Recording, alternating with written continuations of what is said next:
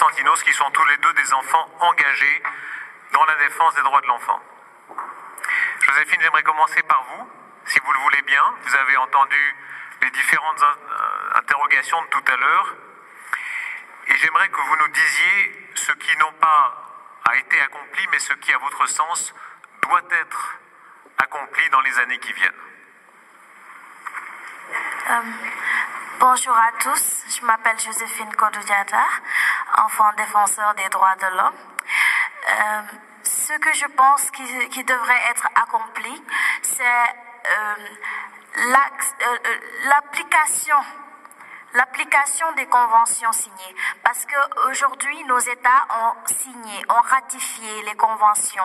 Nous célébrons aujourd'hui le 30e anniversaire de la CEDE et le Sénégal a ratifié. Mais il reste encore à appliquer sur beaucoup de choses. Parce que dans la convention, les États ont signé que l'âge du mariage d'une fille est après 18 ans ou à 18 ans. Mais on continue à avoir des personnes qui marient leurs enfants à partir de 16 ans ou moins de 18 ans. Et ça, ce qui le fait, c'est parce que les textes nationaux ne sont pas en concordance avec les textes ratifiés. Et les États doivent veiller à ce que les textes nationaux soient en concordance avec les textes que nous avons ratifiés. Également, veiller à ce que les enfants soient retirés des rues. Parce que la place de l'enfant n'est pas à la rue, mais bien peut-être à l'école ou à la maison, à côté de ses parents, avec une bonne éducation. Philippe Jaffé, quelle est la force contraignante? C'est très intéressant ce que dit Joséphine. Quelle est la force contraignante de la Convention? Vous parliez par exemple de l'âge du mariage des filles, n'est-ce pas? Quelle est la force contraignante de la Convention? Voilà, merci.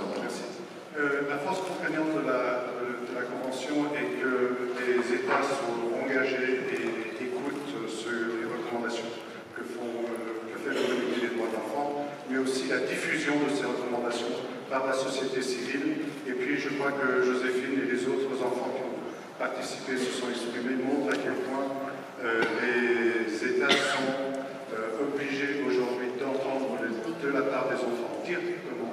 Ils ont une voix, ils ont un statut légal qui permettent d'être reconnus en tant qu'acteurs et acteurs de changement dans leur société. Donc nous appuyons aussi sur les enfants pour faire passer le message. Michel Bachelet, dans votre expérience personnelle, vous avez grandi dans une dictature qui était soumise à des appels de l'étranger, à des condamnations internationales. Est-ce que ce type de déclaration publique marche? Est-ce que ça a des effets? Oui, bien sûr, cela a un effet. C'est pourquoi le travail du système des droits de l'homme est important. Il y a les organes de traité, le comité qui analyse la situation des pays. Et lorsque les pays ne respectent pas leurs engagements, leurs obligations, cela ressort clairement. Et il faut qu'ils respectent leurs engagements. Il y a également le Conseil des droits de l'homme qui examine la situation des pays. Il y a le rapporteur spécial chargé des droits de l'enfant qui fait des visites pour voir ce que font les pays. Il y a également des examens, le PU, qui demande aux États de dire à la communauté internationale ce qu'ils ont fait pour les enfants et ce qu'ils n'ont pas fait. Il y a les déclarations politiques d'un côté, mais il y a aussi tous les mécanismes qui les accompagnent. Je viens de revenir de Nairobi. Et à Nairobi, il y avait la réunion de l'ICPD, le CARE plus 25. Et l'un des principaux aspects mentionnés, c'était ne plus accepter la violence, tolérer la violence à l'égard des filles. Plus de violence, plus de mutilation génitale féminine, plus de mariage précoce de filles. Il faut s'appuyer sur la Convention, qui est un instrument merveilleux, mais il faut établir des liens avec beaucoup d'autres initiatives prises par la communauté internationale. Cette année, ICPD plus 25 à Nairobi, l'année prochaine, Beijing plus 25. Nous allons continuer à parler des droits des femmes et des filles. Et il y a aussi l'agenda 2030 qui vise à ne laisser personne pour compte, de n'oublier personne, et vise à n'oublier aucun jeune, aucun enfant également. Nous avons beaucoup d'instruments à notre disposition et avec toute notre énergie, nous pourrons atteindre les rêves et les préoccupations de nos enfants et de nos populations. Après vous avoir tous écoutés, et je suis très heureuse d'avoir entendu toutes ces recommandations et ces avis, parce qu'au sein du Haut Commissariat aux droits de l'homme, c'est exactement ce que nous avons encouragé. Mais le message qui ressort de tout cela, au-delà des recommandations concrètes, c'est rien ne peut nous concerner sans nous impliquer. Et ce message de l'implication des enfants, la participation des enfants, est en train de s'imprégner dans tout le système des Nations Unies. Les États ont des obligations qui leur incombent, mais les enfants doivent être inclus. Les enfants doivent être pris au sérieux par les États pour que les États respectent leurs idées et que les enfants et les États agissent ensemble pour que l'on fasse des droits de l'enfant une réalité. Stratégie, les enfants ou les adolescents ne sont pas seulement des objets, c'est même tout le sens de la Convention, ils sont des acteurs. Et vous êtes un acteur, c'est-à-dire vous êtes aujourd'hui un militant très reconnu pour la promotion des droits de l'enfant. Expliquez-nous d'abord ce que vous avez fait, parce que c'est intéressant de voir. Quel âge avez-vous? I'm 7 years, the microphone, yeah. So, I think I'm 17 years old. J'ai 17 ans. Qu'est-ce que vous avez fait? Qu'est-ce que vous avez créé avec votre réseau d'adolescents dans le monde à ce stade? So, originally I come from Greece. Je viens de Grèce, un pays qui a été touché par une des crises économiques les plus dévastatrices des dernières années. Depuis 2008, pendant que je grandissais en tant qu'enfant, ça a été une période très dure. Le taux de chômage est parti en flèche et beaucoup de choses ont changé dans un environnement toxique. Les enfants ont dû agir. Souvent, on dit aux enfants, tu es trop jeune pour te faire entendre, pour avoir une opinion, mais nous pensons que nous sommes la nouvelle génération qui peut justement changer les choses, changer la situation. On ne peut pas vivre comme ça. Quand j'avais 15 ans, j'ai créé Teens for Greece, qui est un groupe de réflexion pour les adolescents qui invite les jeunes à proposer des solutions sur les problèmes que rencontre le pays. Au cours des 2 années depuis lors, j'ai travaillé avec des organisations grecques et européennes, aussi avec Eurochild, Child Collect et d'autres. Et je me suis rendu compte que nombre de problèmes subsistent et sont les mêmes dans mon pays au niveau international. Et donc, je pense qu'à l'ère où nous vivons, cette ère soi-disant numérique, nous devons saisir cette occasion. Cette réunion est justement un exemple éloquent de participation des enfants. Joséphine et moi exprimons nos besoins, nos avis, d'autres nous écoutent. La plateforme qui s'offre à moi me permet de lancer une nouvelle initiative, Teens for World. C'est le premier groupe de réflexion à l'échelle mondiale pour tous les adolescents. Donc des adolescents vont être invités partout dans le monde à s'exprimer sur des solutions pour atteindre les ODD. On dispose déjà des solutions et il est à présent temps pour les jeunes et les autres de travailler de concert. Je vous invite, vous tous, aux Nations Unies, tous ceux qui prenaient des décisions, à nous entendre et à concrétiser notre rêve qui est la participation des enfants de concert avec les adultes. Merci.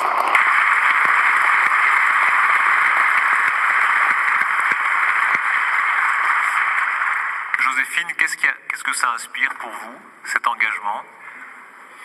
Ça inspire un monde meilleur, parce que si aujourd'hui tous les enfants avaient cette possibilité de pouvoir défendre leurs droits, d'être là devant comme moi, comme Constantinos et moi, d'être là à donner ses recommandations à tout un chacun, vraiment ce sera un monde meilleur, parce que tous les enfants ont quelque chose à dire. Tous les enfants ont quelque chose qui leur fait mal et qu'ils ont besoin d'exprimer, qu'ils ont besoin d'extérioriser et qu'ils ont besoin de dire aux gens. Mais ils n'ont pas tous la possibilité. Mais si aujourd'hui tous ces enfants avaient la possibilité de s'exprimer, vraiment je pense que nous aurons un monde meilleur, un monde vraiment pour les enfants et avec les enfants.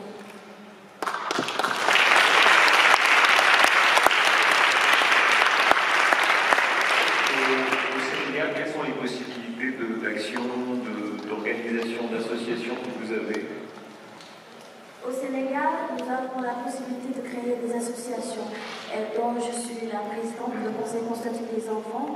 Et avec ce conseil, nous avons la possibilité de faire des activités de plaidoyer, de sensibilisation avec les populations et avec l'appui des autorités locales, des autorités administratives et également avec l'appui des ONG, notamment notre ONG de soutien Enfance et Paix, qui nous aide, même quand on n'a pas de financement, nous menons des activités. Quand nous voyons que dans un quartier reculé, il y a en cas de mariage ou en cas de violence quelconque, nous mettons toutes les dispositions possibles pour pouvoir y aller. Et cette ONG nous soutient pour pouvoir arriver à bout de nos actions. Et il nous encourage. Parce que c'est pas évident de pouvoir être tout le temps au service des enfants. Et si nous avons cette opportunité d'avoir un appui quelconque, c'est une initiative à saluer et c'est une initiative que tout le monde doit prendre et se dire que moi, je ne suis pas un Richard, je ne suis pas un président de la République, mais je peux aider ces enfants à s'aider eux-mêmes, je peux aider ces enfants à faire valoir leurs droits, à faire respecter leurs droits. Et si chacun prend cette mentalité et se dit que je peux aider cet enfant pour qu'il puisse réussir demain, je pense que si chacun dans cette salle prend cette initiative, nous n'aurons plus jamais à revenir ici pour reparler des violences de nos enfants ou des droits des enfants.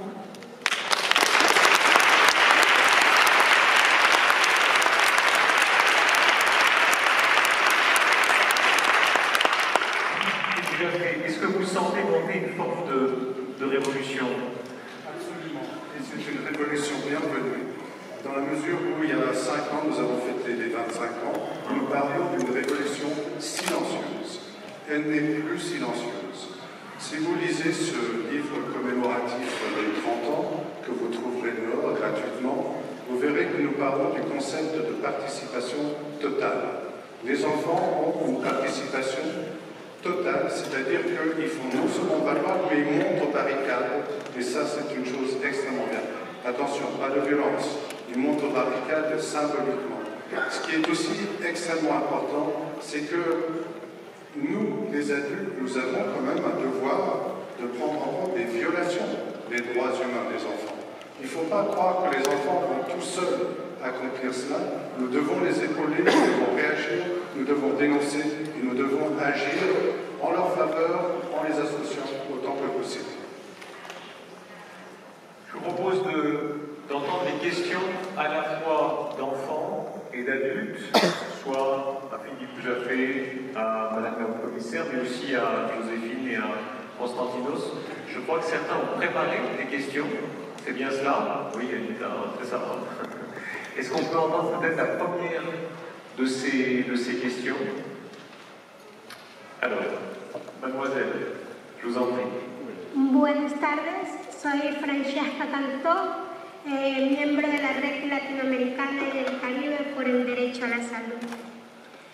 Ha sido decepcionante ver cómo en una conferencia que se celebra la fecha más importante e histórica, como son los 30 años de la Convención por el Derecho del Niño, los adultos han tenido más tiempo y oportunidades para participar que nosotras, las niñas, niños y adolescentes. Por eso mi pregunta, ¿cómo se puede garantizar la participación protagónica de nosotras, las niñas, niños y adolescentes, en la elaboración, contenido y forma de los próximos eventos? Muchas gracias.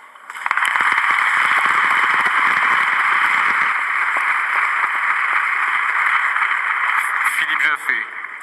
Merci beaucoup pour cette question. Elle est lancinante, elle est frontale et je vais y répondre aussi directement que possible. Cette conférence a été conçue pour qu'on donne autant de place que nous pouvions à tous les acteurs et nous avons accueilli autant que possible la participation des enfants. Nous avons taillé une part importante des discussions en leur faveur. Certainement, c'est pas assez.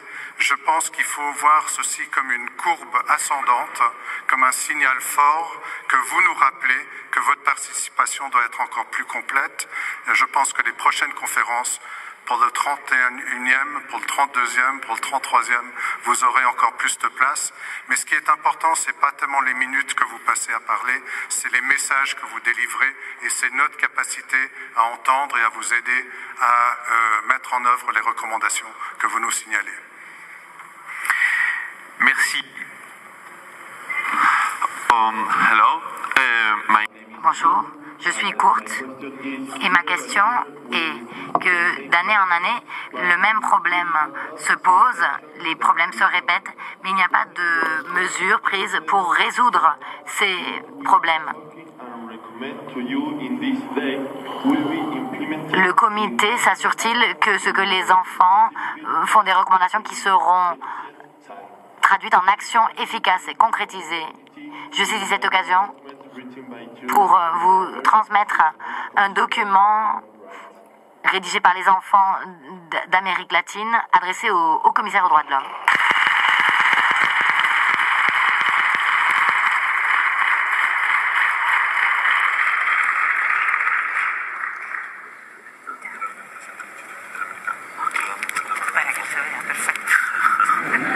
Un document des enfants de la région interaméricaine. Madame la haute-commissaire. Alors, tout d'abord, je n'ai pas participé à la conférence, donc je serais heureuse de lire ce qu'a compilé le réseau interaméricain et ses propositions. Mais de ce que j'ai déjà entendu, de ces deux jeunes qui affirment que d'un côté, ils ont besoin de plus de participation, mais que de l'autre, cette participation doit aussi être axée sur les résultats, vraiment avoir un impact, sinon c'est décevant. Donc là, je le comprends. Je pense que cela explique, que ça s'explique aussi par le fait que nous vivons un processus et dans cet environnement, tous nous sommes convaincus que les enfants ont une voix à faire entendre. Donc je dois dire que votre message a été très clair. Rien à notre sujet sans nous. Vous êtes ceux qui souhaitaient faire partie du processus, mais tout le monde n'est pas préparé à faire pareil. Et là, on progresse au fur et à mesure. Ce que nous devons faire, c'est continuer d'y travailler. Et c'est important qu'ici, il y ait des États membres à y travailler pour qu'en fin de compte, pas seulement dans cette conférence, mais bien sur le terrain, dans chaque pays, on fasse entendre la voix des enfants. Et dans mon pays, quand j'étais présidente, nous avons élaboré des programmes qui permettaient aux enfants de faire entendre leurs préoccupations. Nous avons aussi lancé un débat sur la nouvelle constitution assorti d'un manuel pour que les enfants sachent quels étaient ces concepts de l'éducation civique. Tout était présenté d'une façon attrayante pour les enfants. Et nous en avons engrangé d'excellents résultats. Donc il y a encore bien plus de mesures à prendre à ce niveau-ci, certes, mais aussi au sein des parlements de jeunes, auprès des enfants dans les écoles, pour les enfants dans les conseils municipaux. Je pense que les enfants doivent aussi être impliqués au niveau local pour les différents aspects de la prise de décision afin que ça devienne vraiment une réalité. Et c'est-à-dire que ceux qui prennent les décisions pourront entendre les préoccupations des enfants et leurs propositions de solutions. Je pense que très souvent, on voit passer les anniversaires, 76 ans bientôt de la Déclaration universelle des droits de l'homme, 30 ans de la Convention des droits de l'enfant, et on n'a pas encore atteint l'objectif ultime. Mais on progresse. Donc notre engagement, c'est de continuer à pousser pour progresser davantage et faire en sorte qu'aucun enfant, garçon ou fille, ne soit laissé pour compte, quel que soit leur âge, quel que soit leur origine ethnique, leurs convictions religieuses, leur sexe. Et ça, c'est un engagement à prendre. Je suis pédiatre, je suis mère, grand-mère et j'ai été pédiatre. Et donc, j'ai toujours été fervente partisane des droits de l'enfant. J'ai fait partie d'une ONG qui protégeait les enfants sous la dictature. Et avec le reste du système onusien et avec les États membres, je puis vous garantir que nous continuerons d'œuvrer à faire de ces soins une réalité. Nous tiendrons compte de ces propositions et de toutes les autres propositions que nous recevrons. Merci.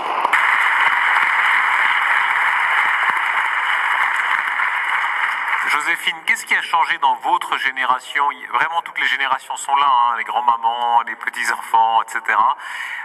Dans votre génération, qu'est-ce qui fait que vous êtes encore plus armés, intellectuellement, moralement, pour être acteur de ce monde? Qu'est-ce qui a changé d'après vous? Ce qui a changé pour moi, c'est l'accès à l'éducation. Parce que bien vrai que nous n'avons pas encore atteint l'accès effectif de tous les enfants à l'éducation, mais nous voyons un avancement par rapport à nos grands-parents qui n'avaient pas, les femmes n'accédaient pas à l'école parce que leur travail c'est aller au champ, venir laver la vaisselle, faire la cuisine, nourrir les personnes. Et les hommes vont travailler et vont aller à l'école. Mais maintenant, nous voyons qu'il y a plus de filles à l'école que les garçons même. Les filles travaillent mieux que les garçons à l'école. Et là, c'est une inversion de tendance maintenant dans notre génération. Et en plus, maintenant, nous voyons que les enfants ont le droit de parler maintenant. Alors qu'avant, quand tes parents te parlent, tu n'as pas le droit de répliquer. Tu dois juste écouter. Même s'ils ont tort sur toi, tu te tais, tu vas t'asseoir, tu écoutes. Mais maintenant, quand ils ont tort sur toi, tu as le droit de t'exprimer, d'expliquer pourquoi la chose est arrivée et ils ont l'obligation de t'écouter. C'est ce qui a changé maintenant et c'est vraiment une avancée importante.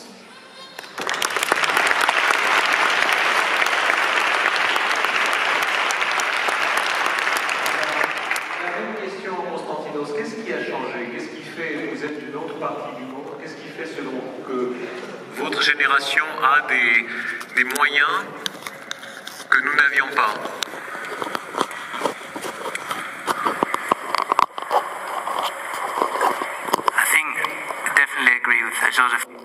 Je suis tout à fait d'accord avec Joséphine. Si vous regardez l'histoire, le monde et les conditions de vie dans le monde se sont améliorées. Mais cela ne veut pas dire qu'il faut clore le dossier.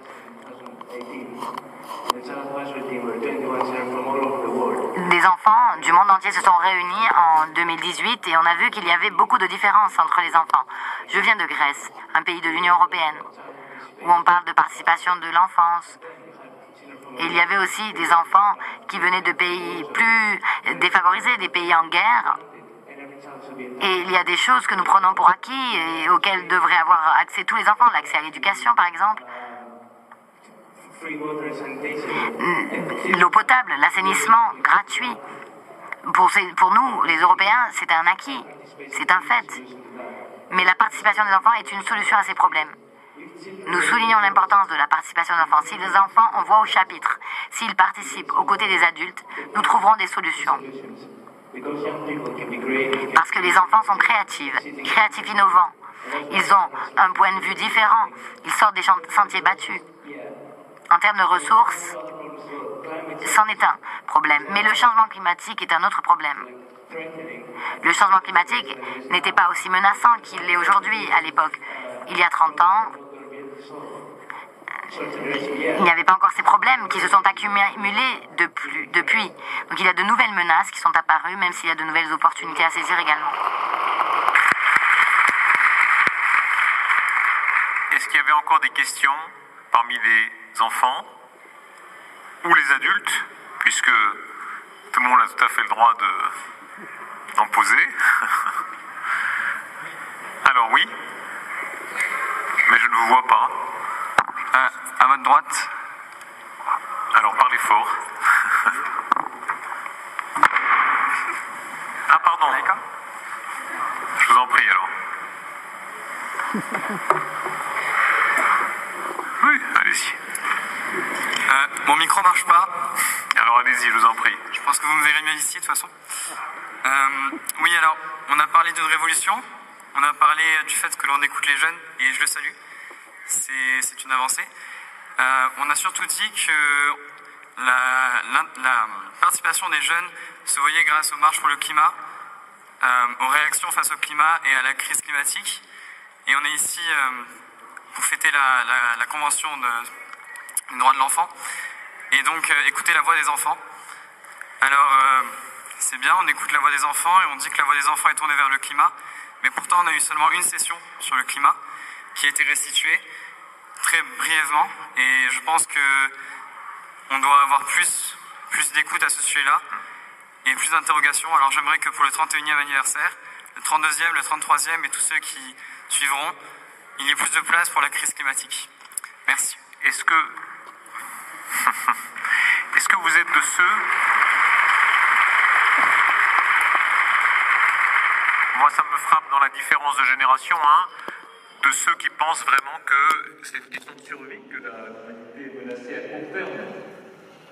À court terme, je ne sais pas, mais selon les scientifiques, il nous reste 11 ans, et 11 ans, c'est très court. Et je pense que le processus doit être engagé dès aujourd'hui, et que on ne va pas juste les retours, mais le réseau. Michel Bachelet, est-ce que vous entendez ce discours qui est neuf, qui date de ces dernières années? Vous avez été, dans votre genre, une révolutionnaire quand vous aviez l'âge de... Quel âge vous avez? 16 ans. 16 ans, voilà.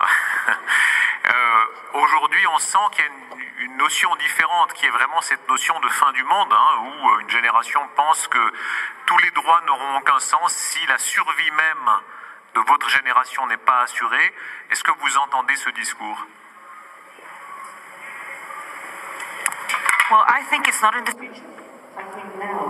Je pense que ce n'est pas pour plus tard, c'est dès à présent qu'on voit les conséquences du changement climatique et il y a des parties du monde dans lesquelles les populations luttent pour survivre, les populations qui vivent dans les zones côtières sont déplacées